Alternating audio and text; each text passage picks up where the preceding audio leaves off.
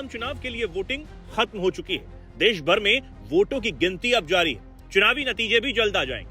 देश के 36,000 voter centres पर करीब 47.91% मतदान हुआ।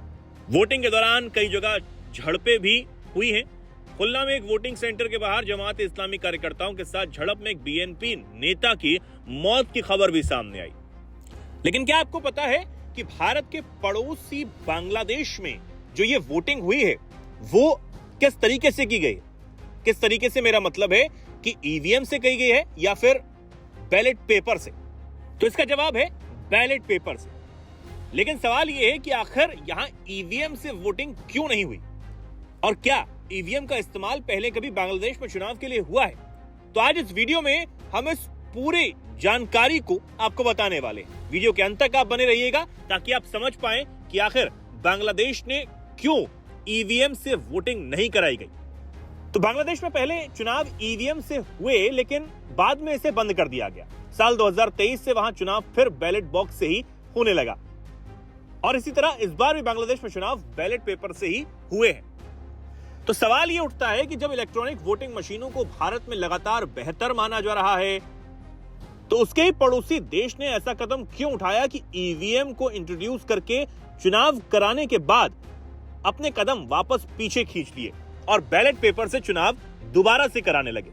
दरअसल 2023 में बांग्लादेश चुनाव आयोग ने एक महत्वपूर्ण फैसला लिया जिसमें इलेक्ट्रॉनिक वोटिंग मशीनों का इस्तेमाल बंद कर दिया गया और बैलेट पेपर सिस्टम पर वापस लौटने का फैसला किया गया।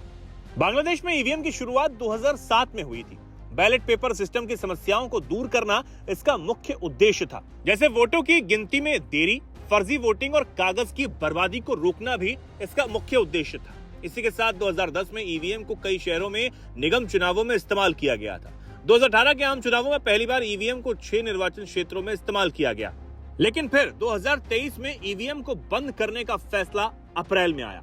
इससे पहले बांग्लादेश चुनाव आयोग ने ईवीएम को ज्यादा सुरक्षित और कुशल बताते हुए 2023 में ही 150 निर्वाचन क्षेत्रों में इसका विस्तार करने का फैसला किया था, योजना बनाई थी। इसके लिए 8,000 करोड़ टका का प्रोजेक्ट भी शुरू किया गया, लेकिन ये योजना पूरी ही नहीं हो सकी और वापस से बैलेट पेपर पर ही चुनाव करवाए गए। लेकिन इसके पीछे की जो मुख्य वजह थी वो थी वित्तीय बाधाएं, यानी कि नई मशीनें खरीदने के लिए 1,260 करोड़ टका की जरूरत थी। सरकार ने वैश्विक आर्थिक मंदी का हवाला देकर इससे साफ इनकार कर दिया और नई ईवीएम खरीदने का प्रोजेक्ट स्थगित कर दिया गया। इसी के साथ राजनीतिक असहमति और विपक्ष का विरोध भी इसमें देखने को मिला। बीएनपी और उसके सहयोगी दलों ने ईवीएम का जमकर विरोध किया। 39 पंजीकृत पार्टियों में 19 ने ईवीएम का विरोध किया। विपक्ष की मांग के बाद बैलेट पेपर पर वापस लौटा गया।